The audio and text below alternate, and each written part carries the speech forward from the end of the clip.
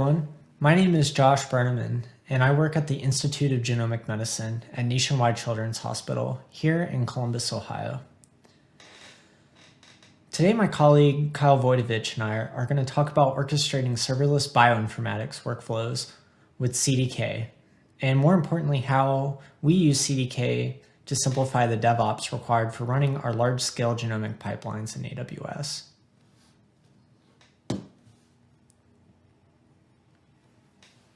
At IgM, we run different analyses on the genome. This includes identifying genetic variants in tumors and diagnosing rare diseases. We accomplish this by using 3 separate in-house services. On the top here, we have IgM Primary, which deals with sequencer information conversion, Churchill, our DNA analysis toolkit, and Varhouse, an annotation database for millions of variants that help our clinicians and researchers conduct their downstream interpretations. Today, we're just going to focus on the DevOps for Churchill. While developing Churchill infrastructure in AWS, we had a few goals. We wanted to redesign our pipelines as microservices and implement them as serverless applications.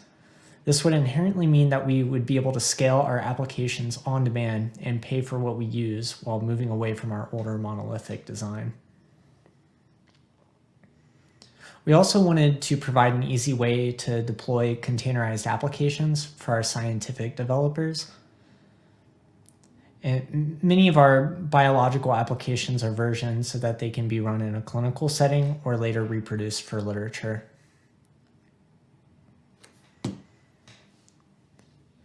So the question is, why did we use CDK?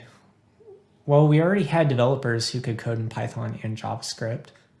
The object-oriented design also allows us to develop reusable constructs for many diverse use cases and analyses in comparison to standard JSON and YAML. We can then write unit tests on our constructs and assert IAM permissions as well. We were able to deploy our versioned applications as CloudFormation stacks, which means that they can be easily deprecated or redeployed at will.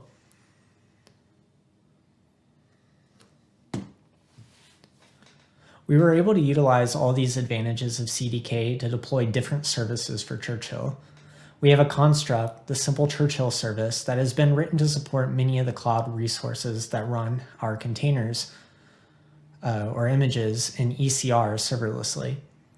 An example of the simple Churchill service in action is setting up the resources for running compute-heavy batch jobs, like assembling the genome like a puzzle, or managing hundreds of smaller to medium-sized jobs that calculate quality control metrics on the data in parallel. The simple Churchill service custom construct child class uses the AWS batch job definition construct to run an existing Docker image in ECR on managed compute environments, or Fargate. It creates Lambda functions via the AWS Lambda function construct to transform client input into Docker commands. And finally, an AWS step function state machine or a CFN state machine construct to orchestrate the Lambda functions and batch jobs also in the stack. The state machine class depends on whether the definition is an Amazon States language JSON string or a native CDK iChainable child object. The CDK Python code is an intuitive extension over the Docker code, so our scientists also have an insight into how their pipelines are being orchestrated.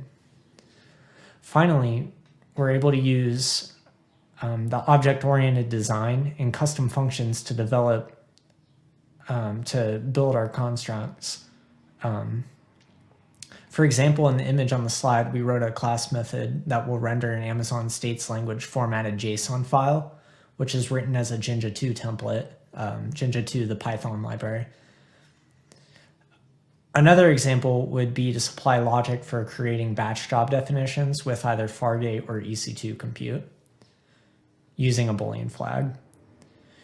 Using this architecture, we can now deploy all of our individual scientific pipelines to new stacks by using a simple command, CDK deploy. As you see in the image on the right, each of the bioinformatics services 1 and 2 have different stacks per version. Next, Kyle will cover how we put this all together. Hi, this is Kyle. I'm going to give you an overview of the higher level resources that we use to coordinate the execution of the services that Josh talked about. As an overview, we have this large application that we call Churchill, which consists of many smaller services which perform alignment, bearing calling, QC, and more.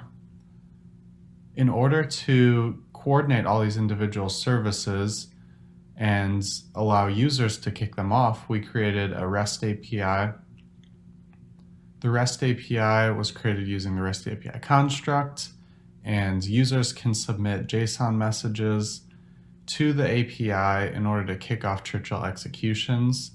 So on the top right of the screen, you can see the block of JSON with the list of services that the user wants to run, some input parameters, and a list of samples with data about those samples. The API then processes the request in a Lambda function and passes it to a global state machine, which then calls and coordinates the execution of the individual services. As you see here, users can kick off specific versions of the services that they want to run. So in this case, the user ran version 1.1 of Bioservice 1 and 2.0 of Bioservice 2. Allowing different users to kick off different versions through the same API endpoint supports two of our main use cases. So number one, we support the execution of validated pipelines on clinical hospital data. So we go through a validation process and we pick a set of versions, and then we want to lock those down so we can run the same software on our data to be consistent. Our other use case is that we want to support research applications where we update our services more rapidly and run the latest and greatest tools on our data. You can see in the diagram on the right side that our state machine also sends events to EventBridge during execution. So as new data becomes available when the service is complete, events are sent to EventBridge during the execution, and this allows our downstream service Varhouse to start and run its execution whenever the data it needs is available, regardless of whether or not the whole Churchill pipeline is complete. This leads to the next point. In the future, we're thinking of including an event-driven design for Churchill itself instead of this global state machine. So our scientists have created more and more services using this simple Churchill service construct, and we're up to about 7 right now, and there are more planned services to add to our pipeline. Because of the number of services, it's actually a little difficult to maintain the overall global state machine. So we're thinking of using a similar design as Varhouse, in which each service starts execution whenever data that it needs is available. So we'll track the metadata in a DynamoDB table and then send events through the services, and then downstream services can kick off whenever new data is available. We're hoping that this can help maintainability in this large application, but we're still in the early stages, so we're still exploring the idea more right now. Another future direction, we want to use CDK pipelines for our continuous integration and continuous development, because currently we have some in-house constructs to create those resources, code pipeline, code build, and so on, and it'll be more convenient once CDK pipelines gets a little more mature. So we're excited for that. Well, thanks for listening. If you have any questions about bioinformatics or about the CDK work that we're doing, I'm sure you can message us through Slack. Thanks.